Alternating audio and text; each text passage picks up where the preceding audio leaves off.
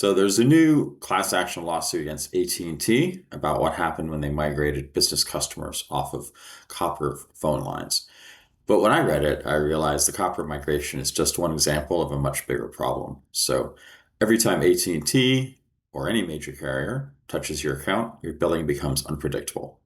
An upgrade, a migration, a new service installation, a contract renewal, any change event is a billing risk. And the pattern is always the same. They make the change, the billing could go wrong, and then you spend months trying to fix it while they tell you they'll handle it, or you never notice the problem in the first place. I had one client where AT&T racked up six figures in false charges during an upgrade, told them they'd take care of it, then came back and said the client owed the full amount and that they would be disconnecting their service if they didn't pay up. So that's not an accident. That's how these systems work. So let's talk about the core problem. Here's what most IT teams may not fully appreciate. Carrier billing systems are enormous, legacy, and siloed. So the team that manages your service is not the same team that manages your billing. And when a change happens on the service side, let's say an upgrade, a migration, a new circuit, it has to be translated into the billing system correctly. It often isn't. It should happen automatically, but in reality, you can be billed for services that don't even exist. This may sound crazy, but I've seen it in real life, and you probably have too. And nobody on AT&T's side is checking whether the billing matches the service. That's not their job, apparently. I don't know why that's the case, but that's how they run their organization. So what happens during a change event? Well, there are a couple of different ways things can go wrong. We're going to outline four of them. One, they bill you for both the old service and the new service. This is the most common one I see. So AT&T installs a new circuit or it migrates a line. The new service starts billing. The old service never gets removed from the bill. Now you're paying for both. It looks like one line item among dozens. Nobody ever flags it. Months go by, sometimes years. And the lawsuit I mentioned is a version of this. A new billing account was created for the migrated service while the customer kept paying the old account, not realizing that both were running. And I see this all the time. Usually it's in the same account, but this is not just with migrations, but with any upgrade where the old service should have been decommissioned. And the second type of problem, they start billing before the service is working. So you sign the contract, the installation date is set, and billing starts day one of the contract, but the circuit isn't live yet. There's a delay, an installation problem, a provisioning issue. Maybe they started billing you for the install, but it wasn't actually live. Could be a variety of things. Important thing is you're paying for something that isn't functioning. Sometimes the delay is weeks, sometimes months. And IT teams don't always catch this because they're focused on getting the service operational. Nobody goes back and checks whether billing started before the service did. And by the time everything is working, the overbilling is buried in history. So, third area, they bill the wrong amount. You negotiated a contract. You got specific pricing, specific discounts, maybe a promotional rate. Contract says one thing, the invoice says another. This happens more often than you'd think. The contracted pricing doesn't always make it into the billing system correctly and consistently. So, not saying you're not getting any of the pricing. Usually you are, but we've found that often there are errors and it's not a consistent discount or consistent application of new rates. I have no idea why this is possible because I have not worked in AT&T billing. And it is very strange because you'd think that at least it would be consistent, but it's not. And because the bill arrives and looks roughly normal, nobody compares it line by line against the contract. And so the difference between what you negotiated and what you're actually paying compounds quietly month after month. And I have seen situations where a client was paying above contract rates for 2 or 3 years, and this could be tens of thousands of dollars on just one service. And this is because nobody ever validated that the negotiated pricing was actually applied to that specific service. So the fourth bucket, they tell you they'll fix it and they don't. Um, this one can cost the most and also be extremely irritating. So let's say something goes wrong. You catch a billing error, you dispute it, AT&T acknowledges it. And AT&T says, we'll take care of it. That's what you hear. And then nothing happens. Credit doesn't appear. The charges keep recurring. And when you follow up, you're back in the queue starting over. I had a client where AT&T ran up six figures in false charges during an account change. AT&T was upgrading a lot of their network. They told my client they'd take care of it. My client, quite reasonably, trusted them. When the credits didn't materialize and we got involved, AT&T's position had changed. Now the client owned the full back balance and had to pay immediately or risk losing service. It sounds crazy, but it really was that unfair. And I will say too that part of the reason why AT&T's position had changed was because the account rep said, "Oh, we'll take care of it. Don't worry." But there's another department in AT&T who looked and said, "Oh, well, the client hasn't paid all this money, and the client obviously owes money." And so it's kind of like the two hands didn't speak to each other. And so, in effect, the position changed, and or maybe it had never changed. It had always been that way in the first place. The account rep didn't realize it and hadn't properly understood how to put in the request for changes.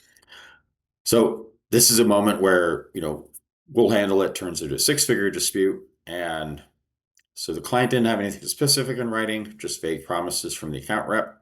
So that's another thing to look out for.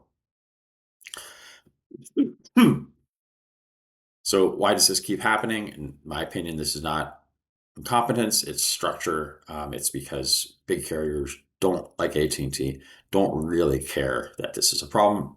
If they did care that it was a problem, they would do things like what they do when you don't meet your commitments on a revenue commitment contract. They track you down, they figure out how much they think you owe, and they make sure you pay it. But they don't have to take the same energy and apply it to themselves.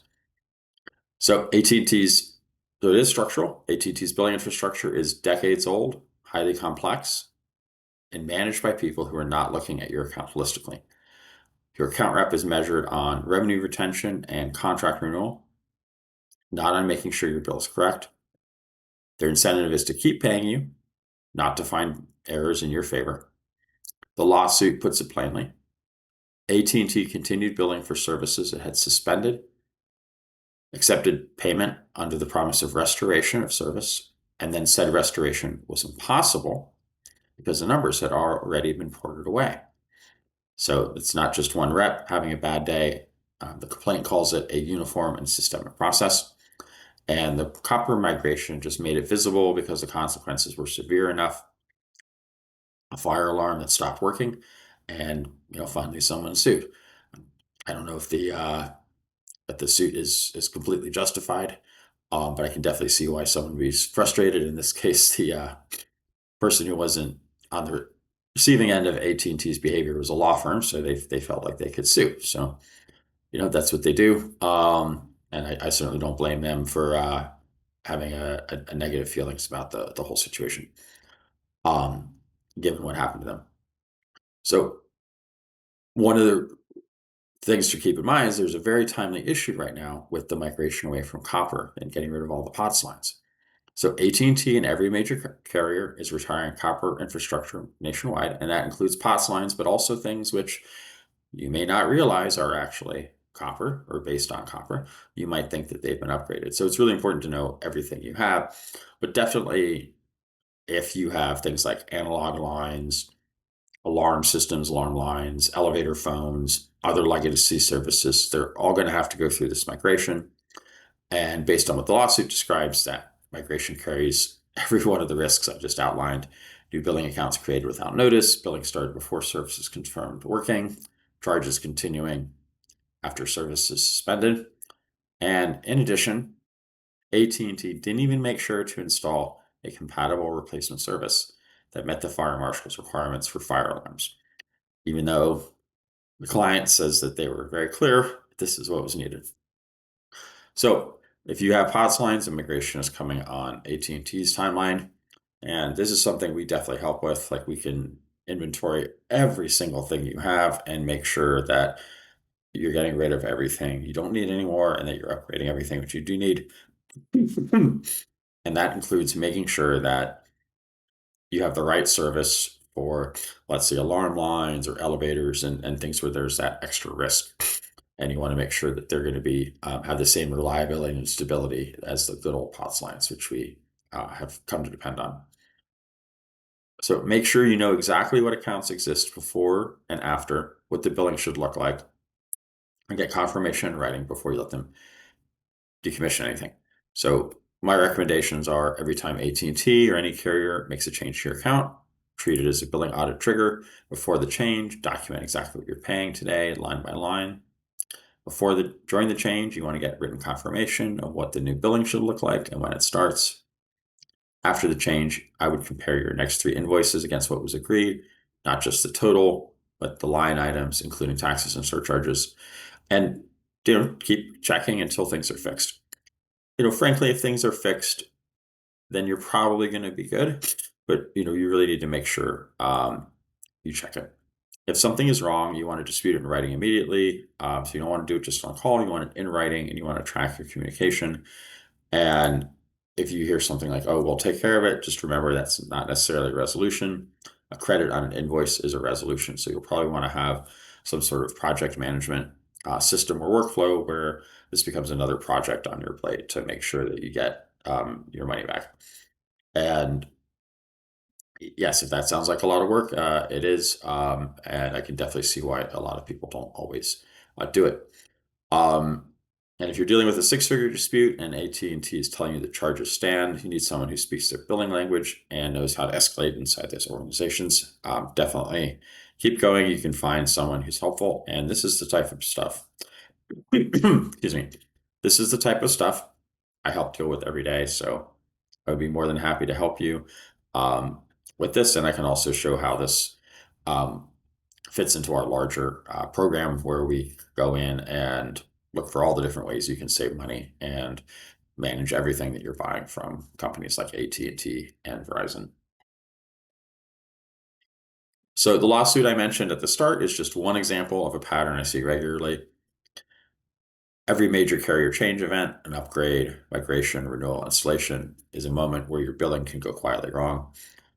The businesses that catch it are the ones with someone watching before and after, and people who are independent, not just trusting the vendor to get it right. If you're managing significant AT&T, Verizon, or Lumen spend, and you've been through any kind of change event in the last year or two, an upgrade, a migration, a new contract, it's worth having someone look at whether the billing matches what actually happened. That's what we do at Berlin Pacific. A link is in the description. And if you're watching this on LinkedIn, you can contact me there as well. And if this is useful, share it with whoever on your team owns the carrier relationships, because this is the part of the job probably nobody warns them about. Look forward to hearing from you and would love to help anyone who would like to save money or have better management over their carrier bills. Look forward to hearing from you.